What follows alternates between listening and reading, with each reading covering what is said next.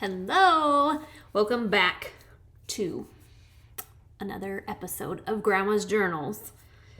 I hope you guys have enjoyed the last few videos listening to her journal entries because I definitely have enjoyed reading them and sharing them with everyone else. So, last time we finished up through 1978, so we are going to jump into 1979. And we'll see how far we get. I don't know if we'll get through the whole year, but we'll see where we get. So, and I just realized I still have my tag on. If anyone didn't know, I'm currently serving a mission for the church. And I had a class today. So, get wear my badge during class. Anyways, but I'm going to leave it on because if I take it off in my office, I will leave it in here and then I'll freak out because I won't know where it is for church on Sunday.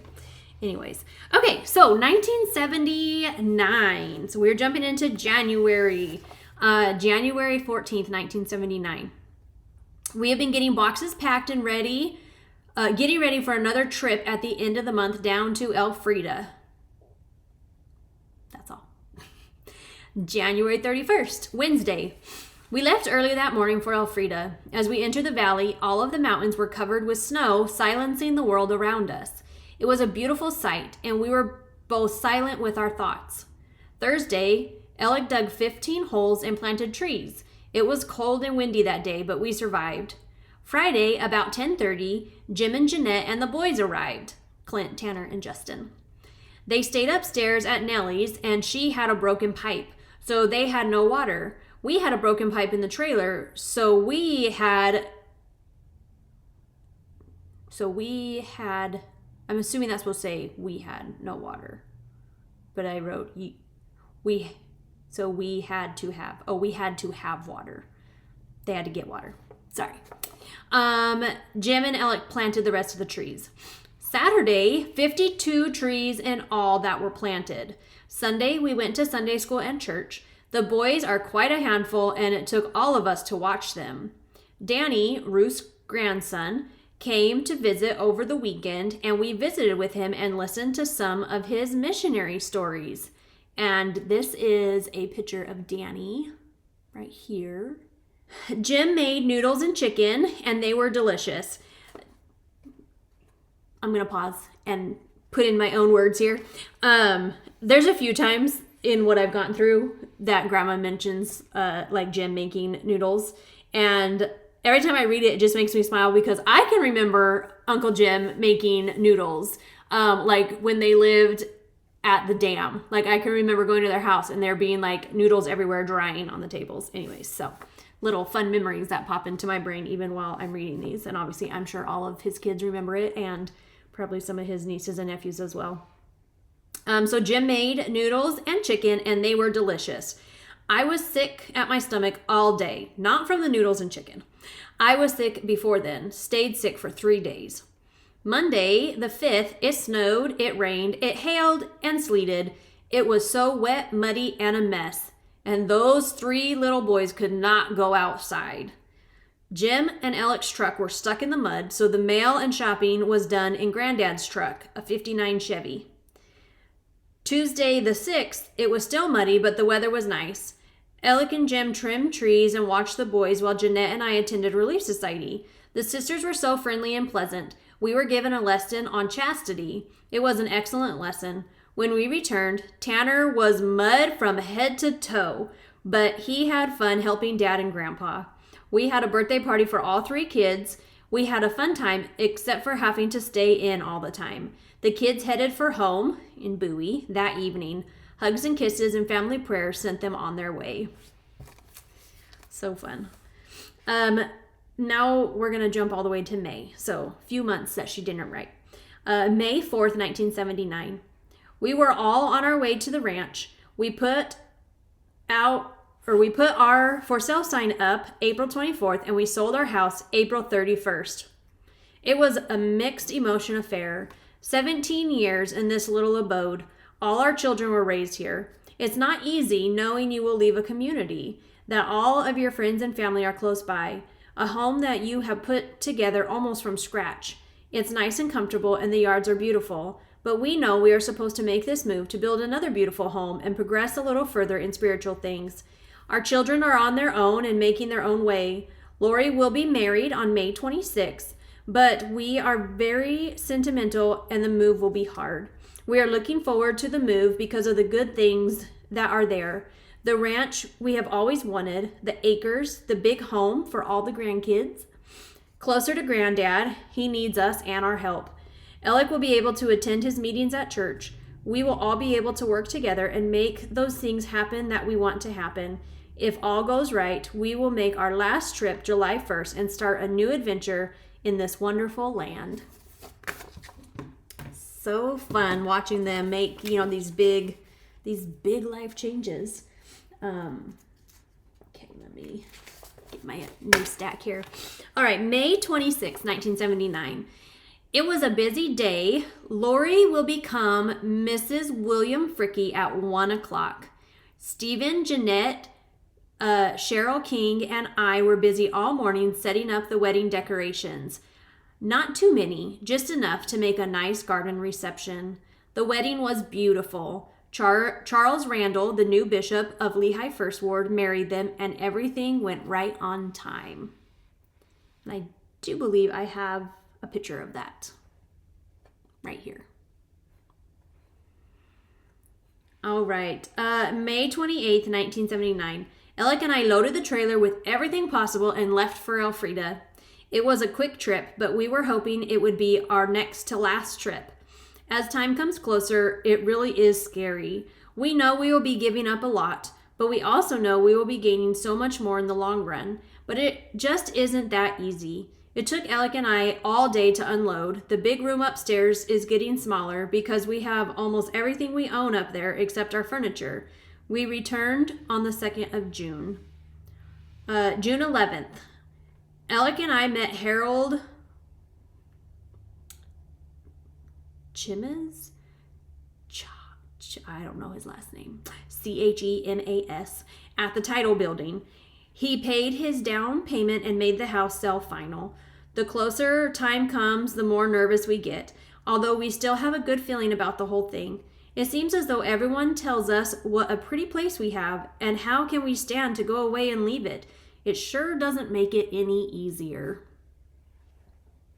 I can agree with Grandma on that. I remember when me and Brandon were leaving Pima, Arizona, to come to Georgia. And we heard the same thing from so many people. You guys have built such a beautiful home. This is where your daughter was raised. Like, why would you leave? Why would you leave such a beautiful community and a gorgeous home and an amazing job to go to Georgia? Like, what's in Georgia? Anyways, but we were excited as well. So totally get her feelings in that entry there. And we love Georgia, by the way. So it all worked out. All right, June 13th, Wednesday. A big luau for the ward was held at President Schill's house. The entertainment was given by Tongans of the islands. There was lots of food and a big crowd, and it was a lot of fun. Thursday, June 14th. Mother and daughter work meeting was held at 7 o'clock in the evening. Lori and I attended. She just had a wisdom tooth pulled, and she didn't really feel well, but she came anyway, and we made some mirror pictures. We had a nice time and visited with Minnie. Sunday the 17th was Father's Day. Alec worked all day, but we had a nice chicken dinner. Lori and Bill came over, and Steve and Dean were here. Cards were sent from Jim and Jeanette and our 3 grandsons. After dinner, a game of backgammon was played. June 29th. We were finally on our way to Elfrida. We were finished packing and cleaning our home. Lori and Bill helped us till 11 that evening, and Alec and I finished up at 2:30 in the morning.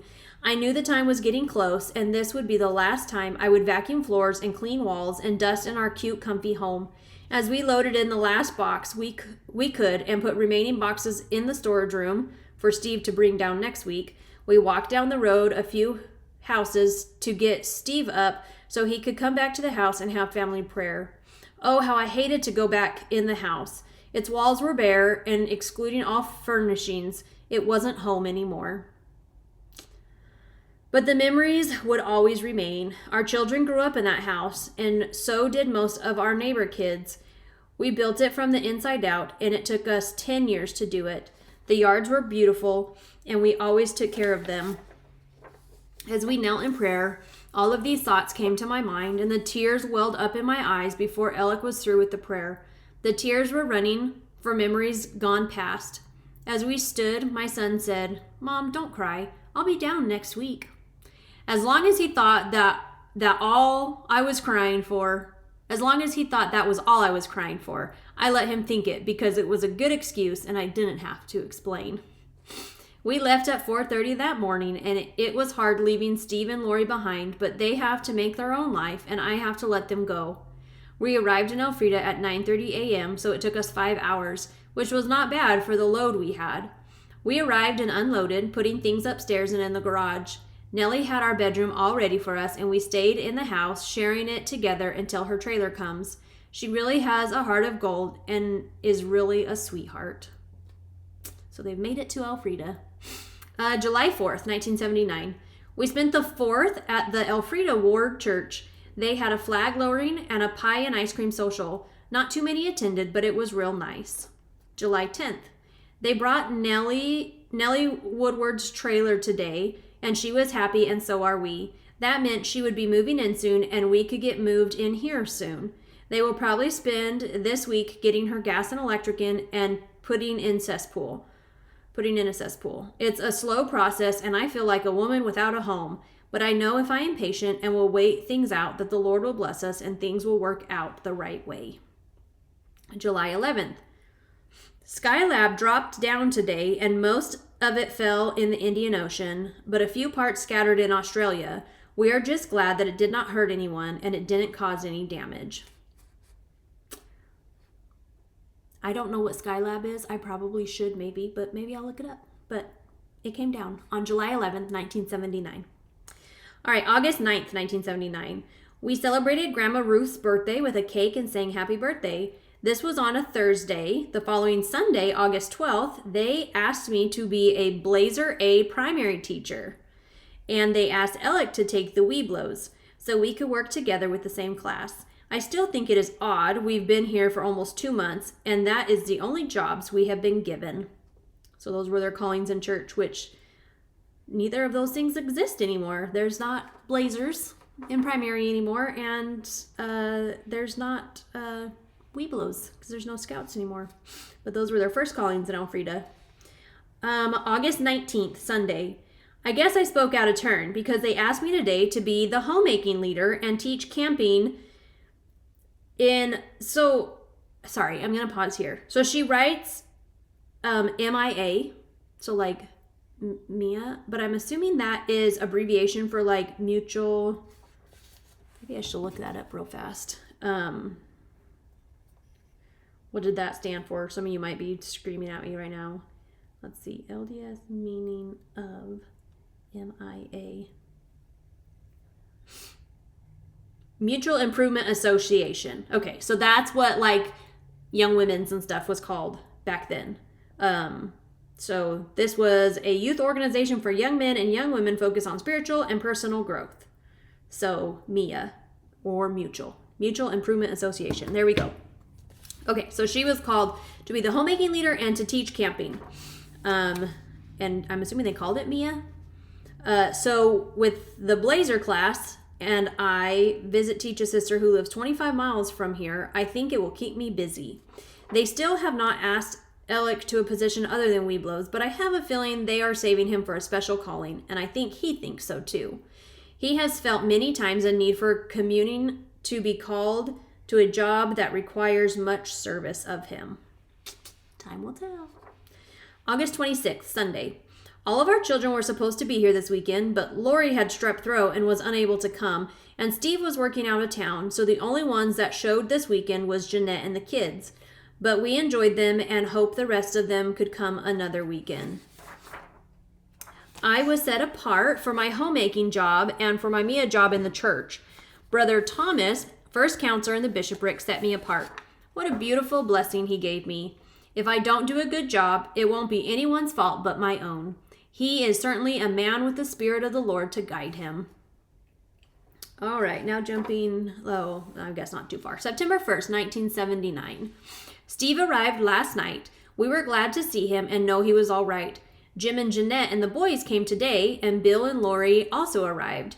Mart and Wendell were here, and all of their children came this weekend so that Bob and Mary could have Granddad Clark bless their baby, Christy.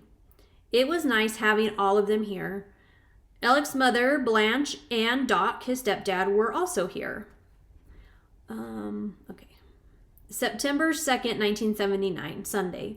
Sunday morning during Sunday school, President Trejo called Alec and I in the bishop's office and visited with us and asked Alec to be first counselor in the bishopric and take Brother Thomas's place.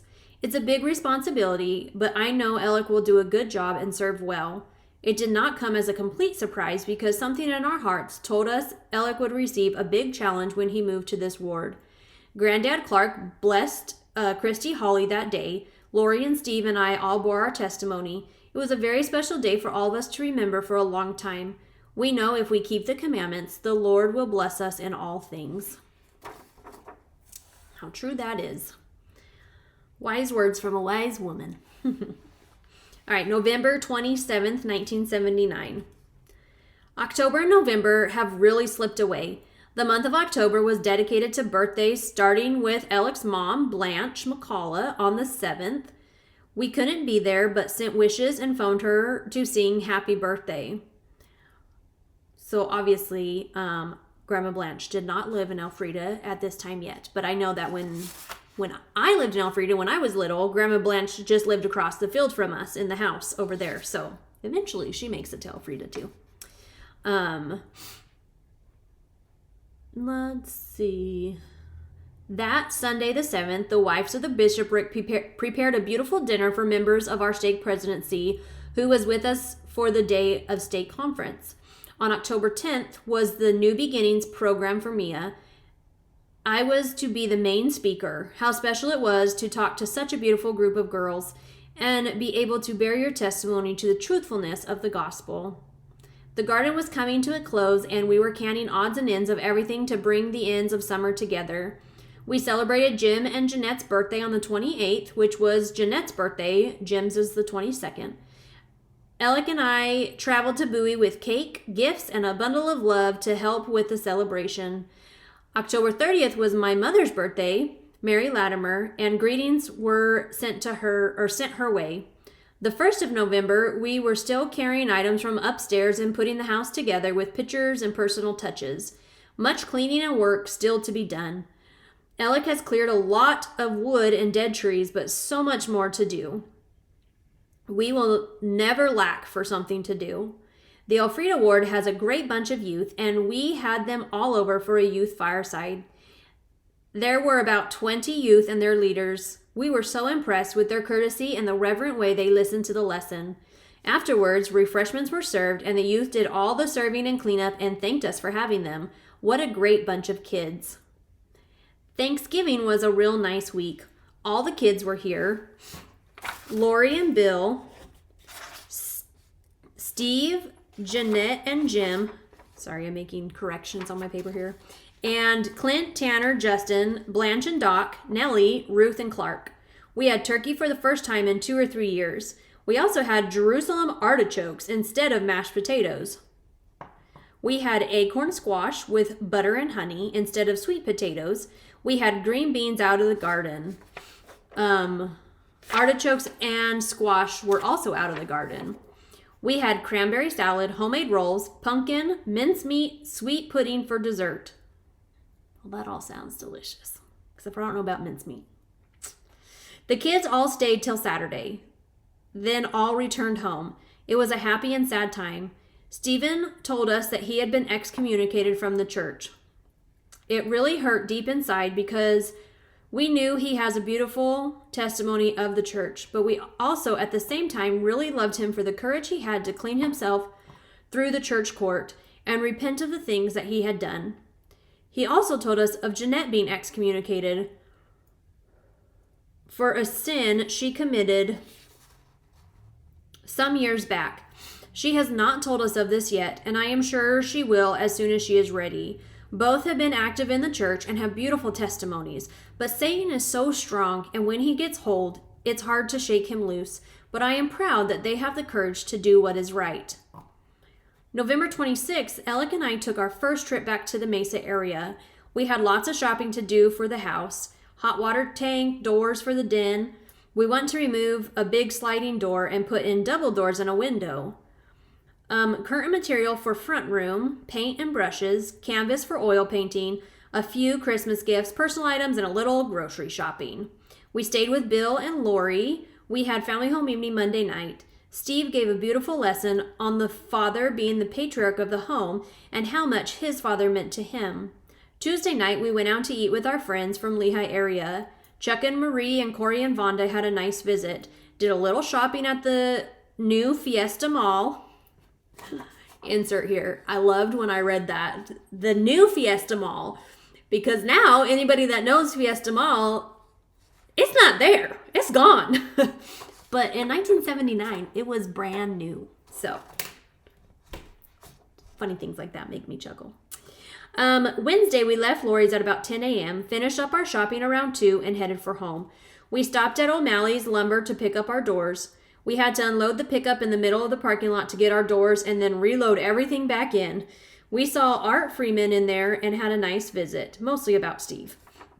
We arrived home at 6:30 that eve, and Ol Major, our Afghan dog, was really excited to see us home again, and we were glad to be back.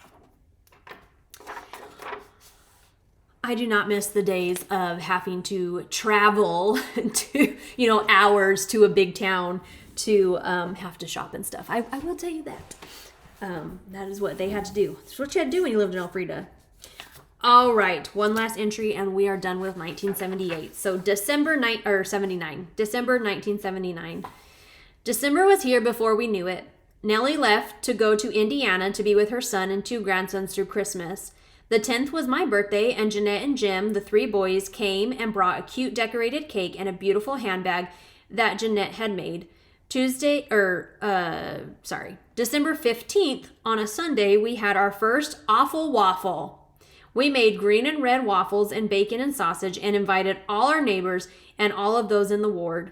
It went from 4 p.m. till 7 p.m. and about 45 people attended.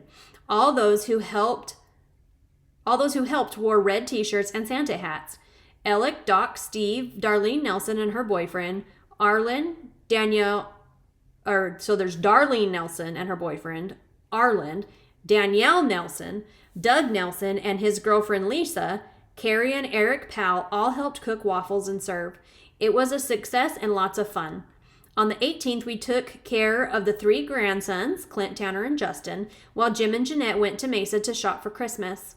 On Friday the 21st, we had an adult Christmas party. We decorated the tree and made candy bags for the kids. Finger foods were served and games were played. Christmas Day, December 25th, on a Tuesday, was a little different this year. Steve, Alec, and I, and Ruth and Clark opened gifts here early Christmas morning. It was not as exciting as other Christmas mornings have been, maybe because all the kids were not here. We went to Jim and Jeanette's in Bowie. The boys were not feeling well and were fussy and not too happy, but we had our traditional waffle and ham breakfast and beautiful gifts from our children. Lori made a beautiful soup tureen out of ceramics, and Jim and Jeanette had Jim's brother make us a fireplace set out of horseshoes. Steve gave everyone toys. Alec got an electric train, and I got a fun drawing game.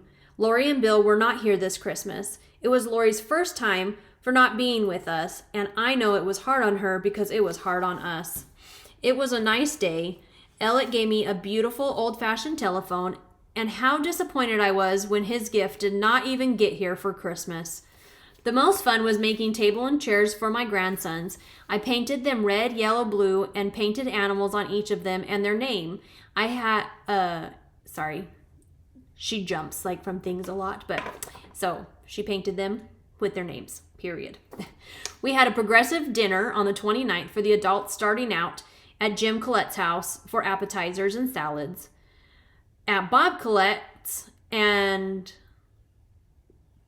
let's start that again.